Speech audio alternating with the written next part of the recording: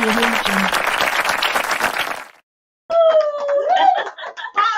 Democracy Day! Yeah. Yes. It's the Democracy Day edition of the update. And of course, on the update, we bring you the news-making headlines from the previous week. We discuss it here on the program, and we bring it forth to get opinions from you on these issues, and also give you our own opinions sometimes about these issues as well. I like the way you say sometimes. Yeah, It's all about you. So feel free to drop your comments as we begin, as we progress in the show. My name is Sylvia Ishegbe. I am Makcit Rindap. And I am Ihuoma Ukeje. I am Hilda Katu. The newest kid on the block. Yes, let's give them some shout outs, Yeah. Yes, Ihuoma and Hilda join us today on the update, on the Democracy Day edition of the update. Okay, today we look at the outcome of the concluded APC Presidential Primaries ahead of the 2023 elections. We look at the candidates and who will be their running mates. We ask these questions on the show today. We also look at INEC considering the extension of the continuous voter registration exercise, and also the victims, the 11 victims who were just released from captivity. Speaking about the Kaduna train attack, we look at what is the situation report, what's the update. We'll give you all of that right here on the show. But it's Democracy Day and it's holiday, and I hope you're having the best of the day. And we are here working, right, for this one. But yes, let's look at what the president said in his speech, which he delivered yesterday, Sunday, on Democracy Day. It was so emotional for me because it was actually his last Democracy Day speech as the president. Because next year, when is Democracy Day, It's going to be another president. Brand Brand new president. Brand new. Who is waiting for brand new? And I mean, he actually highlighted some of the things, counting down to that time, the primaries that just concluded, and the way that all the primaries went on without any issues, any conflict, everything went smooth, and he was happy about that. And he also congratulated those who won in their various parties. And most importantly, he also captured the mood of the nation this June 12. Of course, remember that it's a day to remember a democracy hero in Nigeria. MKO Abiola is annulled election, as in the protest and everything that happened during that period. He was declared, he was the winner of the election, but the military regime at that time refused to declare him as the president, and that forced the then president, that was what's his name again, Ibrahim Babangida. Yes, he had to step down because there was a lot of protest, a lot of hue and cry. So he stepped down and Abacha took over. Out of frustration, MKO declared himself the president and he was arrested. So just a whole chain of events. That the arrest, we know what happened. And it was so unfortunate that when the then head of state died, everybody was thinking, okay, now that Abacha is dead, it's now time for MKO to become the president. Then unfortunately he died in detention. Well, he actually made mention of the youth and women taking part in this particular exercise. Yes, it that's is something important. different. Something is happening. There's a change.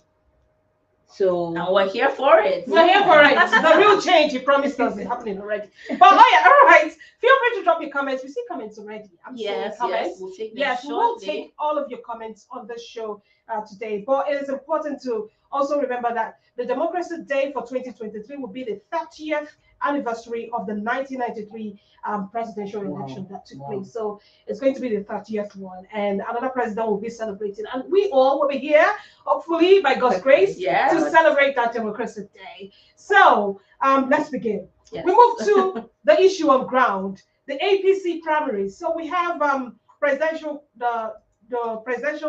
candidates who have emerged, who is in the name of Bola Ahmed Tinubu, who is the flag bearer, I beg your pardon, for that party, the APC.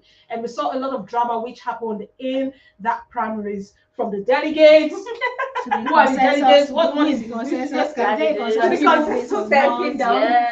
is the president's own endorsed candidate, and so many things. So I think one of the highlights of the convention of the primaries is that it was a primaries of stepping down. And the people that stepped down were not expected. That's what made that stepping down unique. You had Kayode Fayemi, that's the governor of Ekiti State, and you have former governor of Ogun State, Ibukule Amosu, stepping down for the person that eventually won, Bola Ahmed Tinubu. Tinubu. And if you are familiar with the internal politics of APC, you know that Amosu and Fayemi are Bola Tinubu's prejudice. Yeah. He's their mentor, but Yes, yes. they had a falling out. Correction. They had, Okay. especially Amosu, his own was the most shocking, because if I remember that Abeokuta as a speech by Bola Ahmed Tinubu, where he was telling the governor how he ensured that he got the ticket, because at that time during that primaries before the election in 2019 of the Ogun State governor, there was he had a rift with the former governor, that's Bukule Amosu, who didn't want him to emerge, and Bola Tinubu stood by Dapo Abiodun, which is the current Ogun State governor. So that as in Just strained that his alone, relationship yes. with Amosu, who were shocked That he would now, you know, so all these yes, people that were against him now are now coming back to like step down for him. him. So that a lot of things actually went down. You Yes, it did go down. But so he won with a total vote of 1,271, followed by Rotimi Amechi. We didn't see that It coming. was a So maybe surprise, the vice yes. president And and yes, and there were a lot of takes on that, because we were like on social media, it was Bola Ahmed Tinubu and Vice President Obasanjo that were trending. Yeah. So to everybody's surprise, everybody was expecting that the Vice President would come second. Then seeing Amechi, imagine as second person was very surprising. Yes, unexpected. It was definitely unexpected. Yes. But I think at the end of the everything went well, because prior to the primaries, we were thinking that how is it going to be? Is it going to be chaotic? But eventually, it was not. it was peaceful, and everybody accepted their fate. Very organized. Very organized. I mean, people didn't sleep. People were awake. Okay, who is the presidential flag bearer? They were just waiting for that to be announced. But yes, so let me just give you the figures.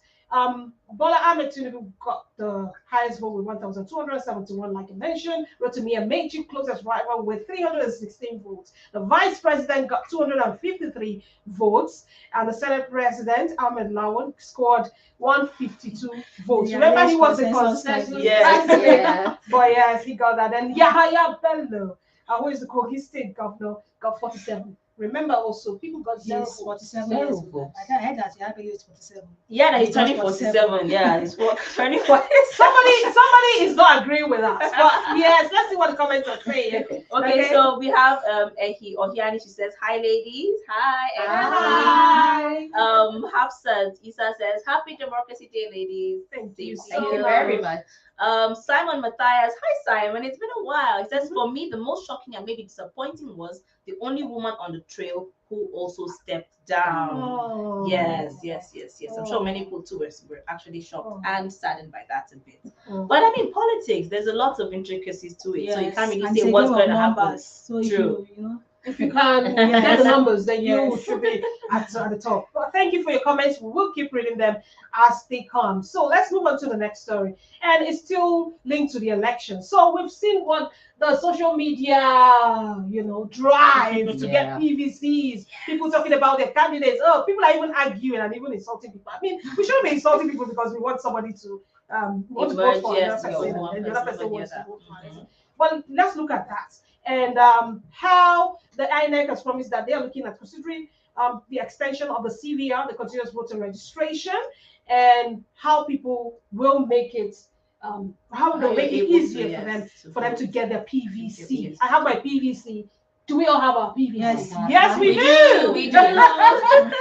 Okay, so I mean, over the weekend there was the concert. There was the PVC related concert that they had in Lagos State, where if you don't have a PVC, you cannot even enter. And there was a mammoth crowd. Like the turnout was huge, and the chairman of the INEC was there, Mahmoud Yakub. And that was where he actually said it, that the INEC is considering the extension of the exercise. But until then, I mean, we'll have to wait and see. But as of now, even the online registration tool was extended at least till the end of this month, so you can still go online, change your details. That's like, you don't change your polling units, you can do that online, and you can still register online. Yes, a lot of people have been analyzing the rush for voters registration. Some people have analyzed that it's a good thing that people actually rushed to go and register, because it shows that, especially Nigerian youths, because prior to this election, Nigerian youth, we've always had this impression that Nigerian youth were frustrated and tired of the system. Yes, and so seeing them now being enthusiastic about coming out to vote, well, it's really heartwarming and encouraging. He also made mention of a total of 209 more machines provided for Lagos, Kano, and the eastern parts of the country where there's a massive crowd, and it would help cushion and help people to register more. So I think that is also a welcome development. Yes. The rush in the south is actually very surprising to see. So what will be causing this rush? Because prior to as in for the past few months, we've had attacks on INEC offices. You know, people, non-government coming to attack INEC offices, INEC officials, their equipment. So for people to still be brave to come out, like, it shows that this election, people are really ready to vote for their candidates. So does it have something to do with the candidates that we have on ground right now? I mean, we have the presidential candidates. We have the pictures of these people. Yes, a cross section of them. Yes.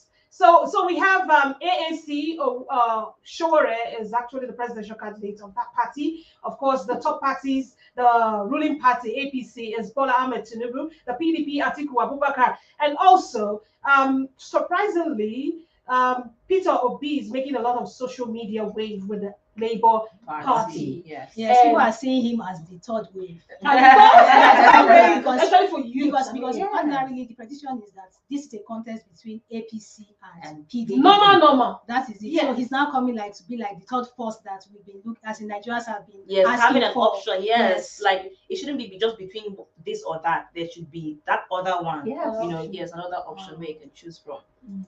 Alrighty, we have a comment here from Ehi Ohiani. She says they had only one female candidate and they called her as the last to make her speech. So much for gender equality. Okay, feminists in the building. That's relating to the primaries, the APC primaries. Yeah. All right, so I guess we move on now. But if you want to share your comments, okay, we are Click Niger on YouTube and on Facebook, and we are Click Niger One on Twitter and on Instagram. So you can share your comments on any of the issues so far. There's a live video up at the moment on Facebook and on YouTube. So you can share your comments and we'll take them as the program progresses. Okay, so just go get your PVC. That is the message. Yes, there's still the time, yes, to get your PVCs. All right. And then moving on to the issue of, the vice president now, they're running mates for each parties. There have been speculations. Some are saying some camps want to go with female candidates, probably. Yes. Like they're sure that this is what the route they want to take. And some are saying, that we could also go to certain regions to be able to get the numbers we want for our parties and all that. Yes, I think what everybody's looking at is, apart from the presidential candidate, I think the vice president's slot is also very important. Very important. Yes, because the dynamics right now. Yes. It could determine who gets what and the numbers. You understand? So if you have a strong vice president, the chances of you winning the election, as if he adds his vote to the president's vote, yes, you can emerge as the winner. So it's very, very important. So there are a lot of speculations that it is going to be for Labour Party now, where Peter Obi has emerged the presidential flag bearer.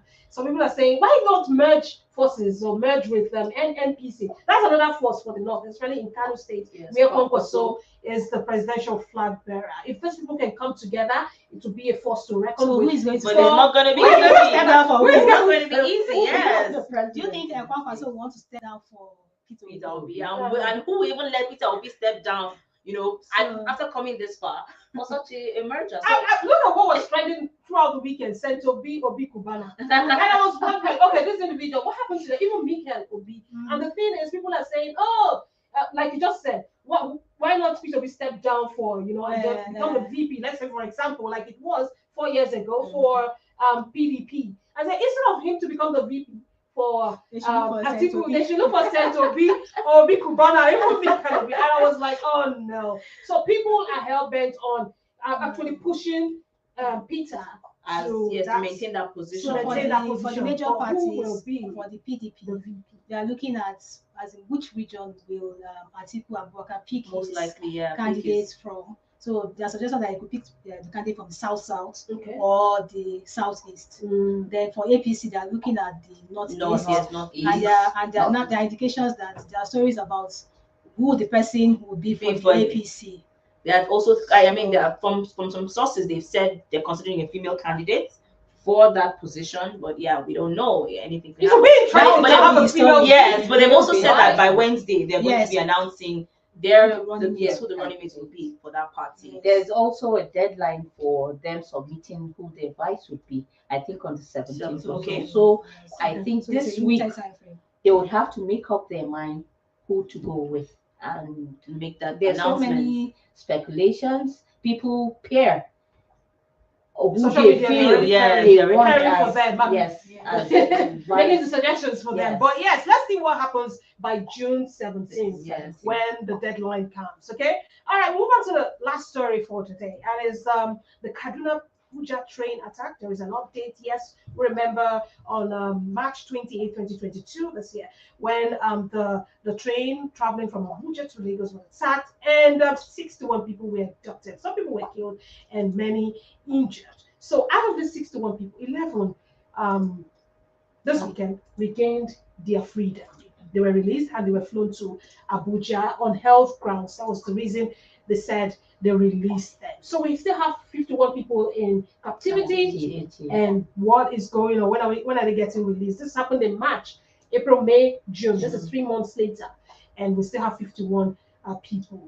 So they say somebody facilitated. Yes, there's someone Facilitated that is the- Usually in Yes. this kind of situations, There'll always be, yes, there'll always be that will anything. negotiate with the And that was interface of the bandits. cleric Ahmed Gumi who negotiated with the terrorists. Yes, I think he's been the one actually. I think that has been the go-between, Yes, between yes. the bandits and the the government on this issue.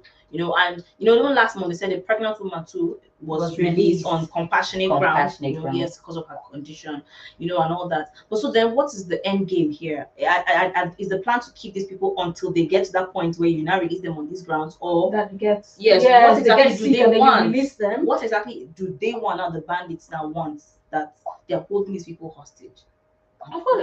Well, in the It's beginning, ransom and they money. actually gave their conditions for the release, and sometimes you won't stick to that particular condition because there are elements that would go beyond their own control. True. Like you're keeping sick people there, they eventually, God forbid, die. You don't have anybody to hold on to, and there's nothing to bargain with. Yes, it changes the it changes dynamic the of plan and the game. yes. So but it's just sad that some people are still in captivity this long. But we just pray that everybody is still well, at least well enough, and they're still alive when this thing comes to an end. Hopefully, fingers crossed. Fingers crossed. Keep more fingers crossed. Okay, these are the things we have on the update today. Yes, a little recap.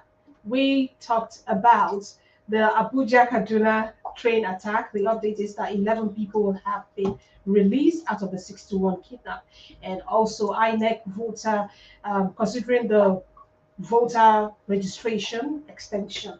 Okay, and also we looked at the APC presidential primaries, the candidates who will be their running mates. We answered the questions to the best of our abilities, or the suggestions we have out there, and also we looked at the presidential speech. Yes, Democracy Day speech. Democracy Day speech. Before we go, we have this comment here from Simon Matthias. He says, I guess the government is focused on the elections. The kidnappers seem in charge and working on their terms. I'm amazed they're even human to their victims. Sure. Well, that's another angle. But yes, but still, if you have any contributions on any of the things we discussed so far, once again, we are Click Niger on YouTube and on Facebook. We are Click Niger 1 on Twitter and Instagram. You can share your comments, and even if you have projections on the pairings before they are actually released, who is going to run with who under what platform, let us know in the comment section as well. Okay, all right, so let them just, these terrorist people, like you mentioned, let them just be women enough yes, to release the remaining ones. We're looking at that. And yes, any final thoughts before we go? Everybody go get your PVC. It's Yes, important to yes. get your PVC. I mean, registration is still on, so use the time wisely. Yes, concerts are even ongoing. Just go and enjoy good music. Don't wait till it. the last minute before you Rush and Before That's you the rush. Nigerian factor. Yes, because the mentality, next have to go the overwhelmed last and you may not minute get to rush. register. Yes. So register on time. Yes. All right, my name is Sylvia Ishegbe. Thank you so much for staying with us. I am Makcit Rindap. And I am Ihuoma Ukeje. I'm Hilda Katu. All right, we'll be back next time for another interesting edition of the Update. So Happy this is my Democracy first Day time. Happy holiday. Democracy Day. Woo, woo.